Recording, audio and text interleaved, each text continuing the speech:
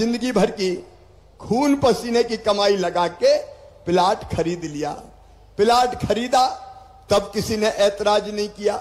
Plot खरीदने के बाद धीरे धीरे अपने खून पसीने की कमाई से उनने मकान बनाना शुरू किया।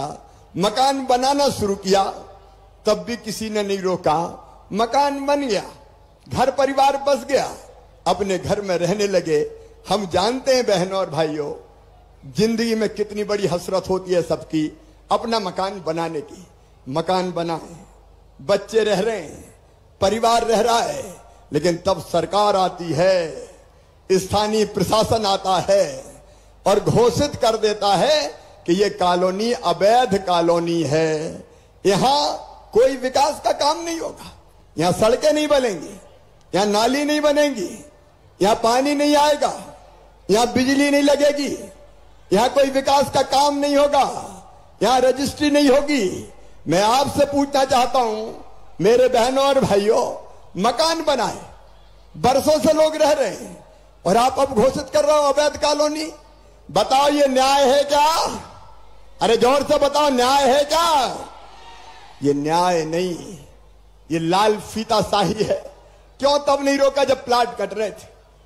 क्यों तब नहीं रोका जब मकान बन रहे थे? जगह जगह हमारे भाई बहन आते थे, परेशान होते थे और एक ही बात कहते थे, मेहनत की कमाई से जैसे तैसे मकान बना लिया, अब हमारी कॉलोनी अवैध का दंश भोग रही है।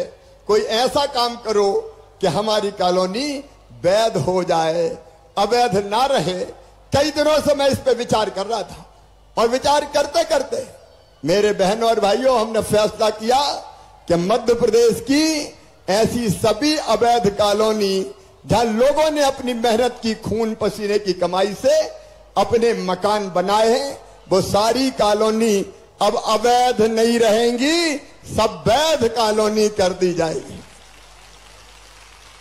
अब ये सारी कॉलोनी वैध हो रही है। आज हर शहर में, हर नगर में लाखों परिवार ऐसे थे जो बुनियादी सुविधाओं के लिए भटक रहे थे।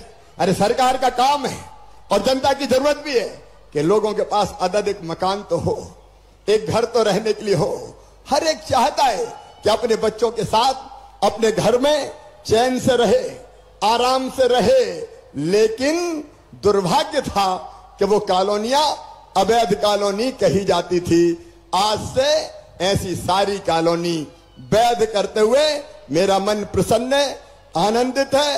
हाँ, मैं इतना जरूर कह रहा हूं कि आगे से प्रॉपर बिल्डर को अगर कॉलोनी काटनी है तो सारी अनुमति लेके काटनी पड़ेगी। अगर कोई गलत करेगा तो बिल्डर को परिणाम भोगना पड़ेगा।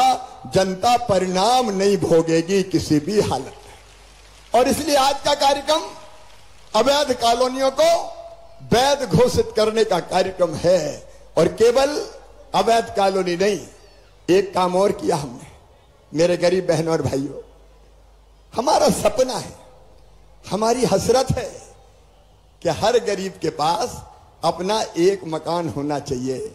बड़ी बिल्डिंग ना हो, लेकिन छोटा सा घर तो होना चाहिए। बताओ, होना चाहिए कि नहीं? जोर से बताओ। मकान हमारा बुनियादी अधिकार है। गांव में मकान प्रधानमंत्री आवास योजना के अंतर्गत बन रहे हैं, लेकिन गांव के लोग भी सुने और शहर के लोग भी सुने।